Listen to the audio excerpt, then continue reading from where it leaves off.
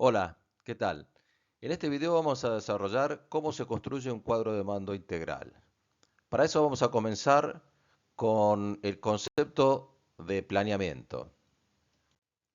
Efectivamente, el planeamiento se inicia con un análisis interno y un análisis externo de manera simultánea. En el análisis externo, obviamente tenemos las oportunidades, las amenazas que todos conocemos, la incertidumbre y los recursos. Desde el punto de vista interno, tenemos el análisis de las fortalezas, las debilidades y obviamente la ventaja competitiva. Es aquello que a la organización le da la pauta o le da la posibilidad de ser elegida. Con eso vemos lo que se llama el incentivo estratégico. El incentivo estratégico es aquel que establecemos directamente en función de tomar la ventaja competitiva y definir los objetivos de esa planificación que acabamos de hacer, establecemos la estrategia.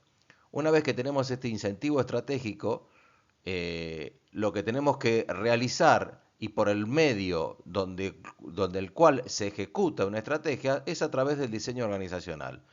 ¿Qué tecnologías necesitamos? ¿Qué recursos necesitamos? ¿Qué procesos necesitamos? El tipo de liderazgo, la cultura organizacional y el equipo de trabajo. Fíjense que estos últimos conceptos son conceptos más blandos que los primeros que nombramos: tecnología, asignación de recursos y procesos. Es decir, necesitamos la organización, pero también necesitamos el pegamento que haga que esa ejecución se lleve adelante. Ahora bien, con eso obtenemos el resultado de ese proceso de planificación que dio lugar a esa estrategia y esa estrategia a esa ejecución y vemos el resultado. De todos modos, aquí comienzan los problemas porque el 80% de las estrategias fracasan en el momento de la ejecución, no porque sean malas ideas.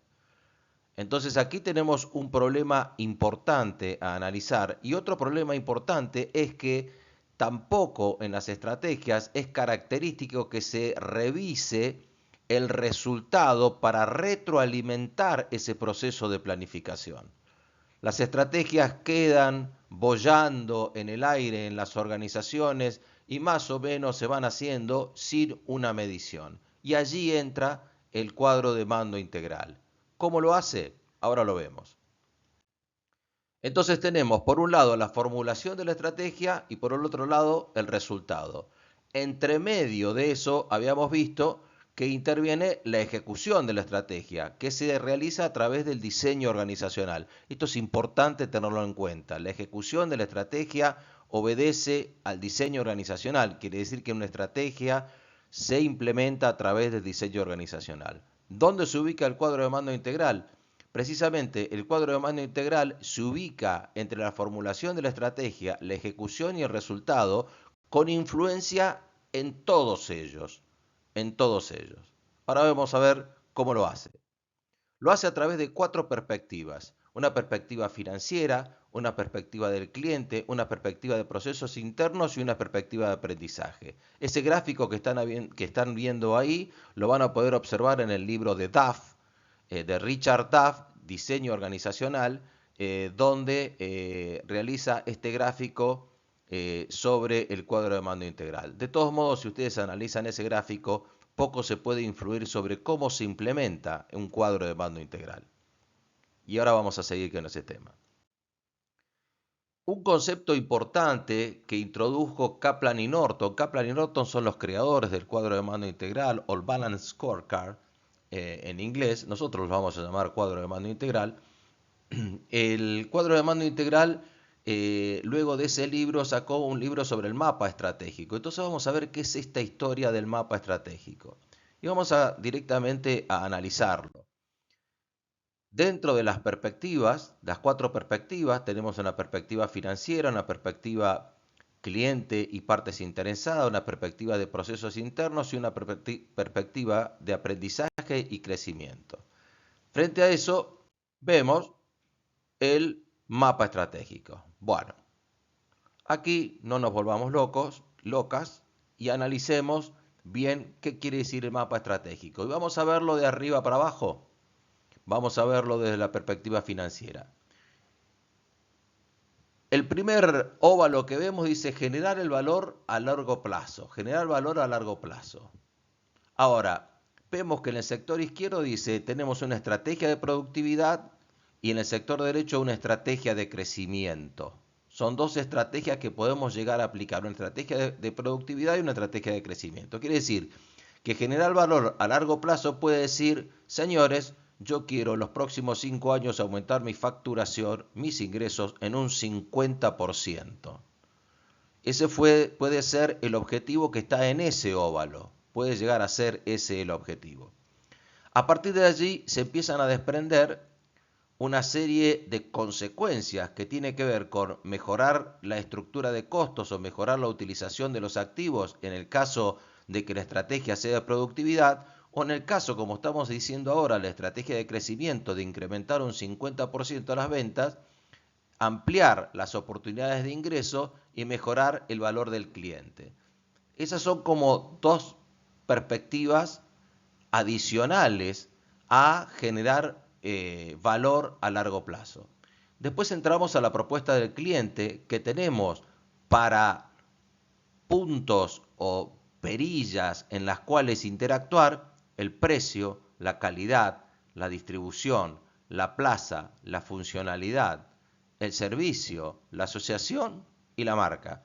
Esos son los aspectos que tenemos para modificar la propuesta de valor y cliente. Y claro, con eso obviamente tiene efectos directos en los procesos internos, procesos de gestión de operaciones, procesos de gestión de clientes, procesos de innovación y procesos de regulaciones y sociales. Ahora, estos tipos de procesos dependerán de cada tipo de organización, ¿no? No quiere decir que estos procesos sean los únicos. Procesos de operaciones, todas las organizaciones tienen, así sean de servicio o sean industriales. Obviamente cada una de ellas tendrá sus características particulares y ustedes están viendo ahí los detalles en cada una de ellas. Después entramos en la perspectiva de aprendizaje y crecimiento, es decir, qué efecto tiene en la cultura, en el liderazgo, en la dotación, el trabajo en equipo. Es decir, estamos hablando directamente del capital humano, estamos hablando del capital de la información, estamos hablando del capital organizacional.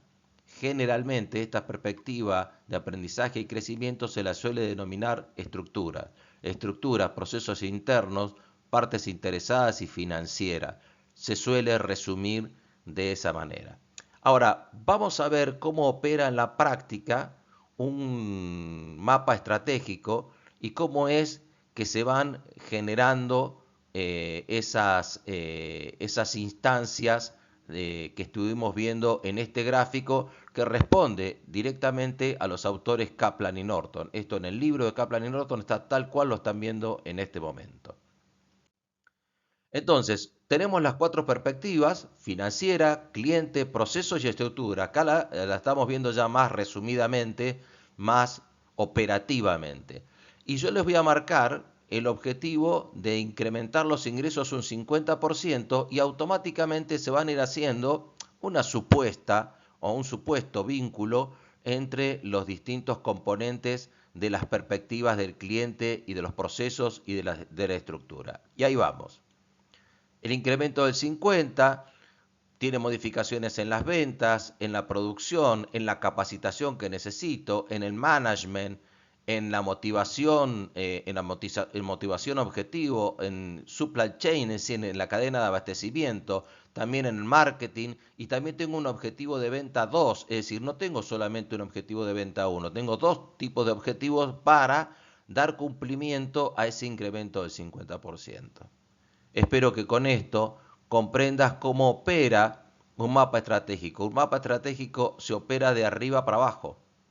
Es decir, incremento un 50%. Bueno, ¿qué necesito primero de la perspectiva del cliente? Es muy probable que esto de perspectiva, y también hablábamos de grupos interesados, atención, que puedes llegar a tener la perspectiva del cliente, aquí perspectivas que puedan llegar a tener vínculos con el proveedores. Es decir, que las ventas, yo necesite vender un producto nuevo, por ejemplo, y necesito un desarrollo de productos junto con el trabajo de los proveedores, por ejemplo, ¿no? No es esta la idea, que terminen de analizar exactamente cómo es un mapa estratégico, pero sí que se lleve la idea. Aquí lo complejizamos un poco más. Aquí hicimos un mapa estratégico en el cual están unas metas definidas. Por ejemplo, en análisis de escenario financiero, impacto en ingresos, impacto en capital de trabajo financiero, crédito financiero, cuentas a pagar, y así sucesivamente pueden revisar los detalles que cada uno de los puntos están. Esto es un supuesto de toda una serie de situaciones que se requieren en la organización para cumplimentar un objetivo de análisis financiero. Supongamos el 50% que nosotros estuvimos analizando. Ustedes podrán decir, las flechitas son de abajo para arriba. ¿Qué me dijiste? Está bien, pero se analiza de arriba para abajo. Se analiza de arriba para abajo. Es más, las flechitas pueden tener otro tipo de influencia. Pueden ser que tengan influencia laterales, como lo estamos viendo, en protocolos de protección al personal y logística, etcétera, etcétera, etcétera. El trabajo a distancia, la coordinación y control, la comunicación. Y justamente aquí lo que tenemos que incorporar es un concepto importante y clave en el cuadro de mando integral. Y este concepto es el concepto del KPI, Key Performance Indicator, o índices de medición. Índices de medición. Es decir, si no medimos, el cuadro de mando integral no tiene sentido. Y son métricas específicas, es decir, son relaciones específicas que establecen el rendimiento relativo de los objetivos y permiten generar acciones. Eso es lo importante. Permiten generar acciones. Esto es lo importante del KPI. Vamos a aprender cómo se realiza un KPI. ¿Cuáles son los requisitos de un KPI? Los requisitos de un KPI, primero tienen que ser definidos por la alta dirección. Es decir, la alta dirección es quien dice qué es lo que quiere saber y cómo quiere saberlo. Tienen que estar vinculados a factores críticos de éxito, es decir, a factores importantes para el logro de los objetivos. Tiene que estar vinculado a factores importantes para el logro de los objetivos. Y estoy detallando esto porque quiere decir que después de los objetivos hay que definir cuáles son los factores críticos para el cumplimiento de esos objetivos. Y ahí está lo que ustedes tienen que construir para el trabajo que tienen que realizar. Tiene que estar sustentado en datos válidos y sólidos, tiene que ser cuantificable de manera consistente y significativa, tiene que ser simples, sencillos de comprender y deben propiciar la ejecución de acciones. Esto es lo importante de los requisitos de los KPI. Pero volvamos entonces al mapa estratégico que habíamos utilizado.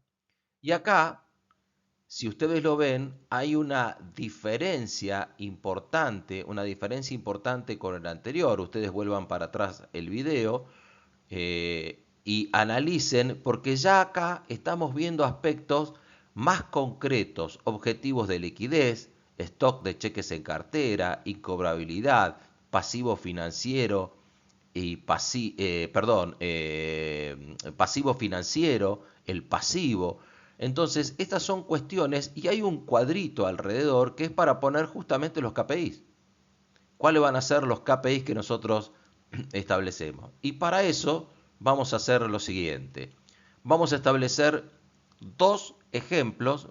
Por un lado vamos a analizar la incobrabilidad y por el otro lado vamos a ver la autodisciplina de los trabajos a distancia. Es decir, cómo controlamos los trabajos a distancia, cómo lo pensamos controlar. Entonces tenemos dos KPI que determinar, el KPI de la incobrabilidad y el KPI de la autodisciplina en el trabajo a distancia. Y aquí entramos en los índices de los KPI. Arriba tenemos el objetivo, incobrabilidad de cuentas a cobrar, que era el primero que habíamos visto, y abajo estamos viendo el objetivo de la autodisciplina. Nos vamos a concentrar ahora en el objetivo de la incobrabilidad de cuentas a pagar, de cuentas a cobrar, perdón. El KPI es los incobrables dividido la cartera total. Ese es el KPI. Voy a medir los incobrables, voy a medir la incobrabilidad. Entonces voy a tomar el monto de lo incobrable dividido el total de la cartera. El KPI Target. ¿Qué es el KPI Target? El KPI Target es el KPI por el cual vos te quedás conforme, o la alta dirección en este caso se queda conforme. Es decir, yo con un 20% estoy satisfecho. Estoy satisfecho. Vos para decir un 20% de incobrabilidad es alto, sí, puede ser para vos. Entonces tu KPI target va a ser distinto. Ahora bien, y ahí definís, yo quiero que me pongan en precaución ya cuando hay una diferencia de un 5%. Así que yo con un 25% quiero que se ponga en amarillo y con un 45% ya que esté en rojo. Esto obedece a un típico concepto tipo semáforo, ¿verdad? Ahora, la definición del 25 puede ser la definición del 22, es decir, yo puedo considerar que con un 22 ya esté en amarillo, o con un 21% ya esté en amarillo, y con un 30% ya esté en rojo. Estos son criterios, por supuesto estos son ejemplos solamente ilustrativos, pero para que vean cómo funciona esto de definir los KPI. Vamos al otro KPI, autodisciplina. Lo defino a través de dos KPIs, en este caso. El trabajo cumplido respecto al total del trabajo distribuido y los errores sobre el total de trabajo distribuido. Entonces mi KPI target es que tengan cumplido el 80%, supongamos que esto lo vamos a medir semanalmente, el 80% del trabajo que se les otorga semanalmente tiene que estar cumplido, y el 1% tolero el 1% de los errores. Esos son mis KPI target. Ahora bien, puedo decir que si es el 1,5 ya esté en amarillo y si es el 65% del cumplimiento esté en amarillo. Puedo hacer que esté en amarillo con el 75% del que esté cumplido. Que ya me esté advirtiendo que hay una diferencia de un 5%. ¿Quién lo establece eso? Lo establece la alta dirección. ¿Cómo quiere que funcione su semáforo? ¿Mm? Así se calculan los KPI. Una vez que calculas los KPI de esta manera, te quedan definidos todos los objetivos con los índices respectivos. Obviamente no es la idea de que vos leas todo, sino que tengas un ejemplo de aquellos que están verde, aquellos que están rojos, aquellos que están en amarillo, cómo te quedaría. Ahora, ¿esto es un cuadro de mando integral? No, no es un cuadro de mando integral. Estamos viendo un proceso de creación de un cuadro de mando integral. Es un proceso en el cual yo lo empecé a razonar a través de un mapa estratégico, empecé a definir las metas, después ya definí objetivos específicos, pero todavía no definí las acciones, es decir, aquellos factores críticos de éxito que me van a hacer cumplir ese objetivo de liquidez, stock de cheques en cartera, etcétera, etcétera, etcétera, de los objetivos que tenemos establecidos allí. Y justamente aquí entramos en la matriz, que esta es la que ustedes tienen que construir, esta matriz solamente. No tienen que hacer ni mapa estratégico ni nada, tienen que construir esta matriz. Esta matriz, como ustedes verán a la izquierda, tienen financiero, cliente, procesos, innovación y aprendizaje o estructura. Los objetivos estratégicos, incrementar el volumen de ingresos, aumento de la rentabilidad. Entonces acá tienen que establecer los objetivos estratégicos que ustedes tienen. Fíjense que en algunos casos son 2, en algunos casos son 3, dependiendo de cómo realicen el trabajo. Y vienen los KPI. Los KPI pueden ser varios KPI que estén influenciados a esos dos objetivos estratégicos. En este caso, ingresos por mes dividido ingresos del 2022, estaba hablando de una proyección del 2022. El KPI Target, el KPI Target para el primer KPI es del 32% y ahí tienen el semáforo. Si llega el 32% es verde, si es un 30% es amarillo, si es un 25% es rojo. ¿Y cuáles son las iniciativas estratégicas? Atención con esto, porque las iniciativas estratégicas son aquellos factores críticos de éxito. En este caso están vinculados a la medicina prepaga, adquisición de prepagas menores. Es decir, que los objetivos estratégicos de incremento de volumen de ingreso y de aumento de rentabilidad está dado por iniciativas estratégicas, la primera de ellas, con la adquisición de prepagas menores, políticas de marketing agresiva, adquisición de prestadores médicos, aumento de productividad por mayor escala. Al adquirir prepagas, pretendo aumentar la rentabilidad aumentando la productividad por mayor economía de escala. Y allí tienen ustedes cada uno de los KPI detallados y cada uno de los KPI target y el semáforo armado. Esto, matriz, es la que ustedes tienen que hacer. No necesariamente tiene que tener esta dimensión. Pueden ser que tengan un objetivo y un KPI por cada uno de los factores. Eso no se hagan problema. Eso no se tiene que hacer problema. Lo importante es que ustedes puedan razonar esta matriz y realizar la matriz en función del trabajo que ustedes están realizando. En definitiva, un cuadro de mando integral opera de esta manera. El tablero de comando que llega a la alta dirección está establecido y alimentado por 4 tableros de comando, cada uno en el sector financiero, clientes, procesos y estructura.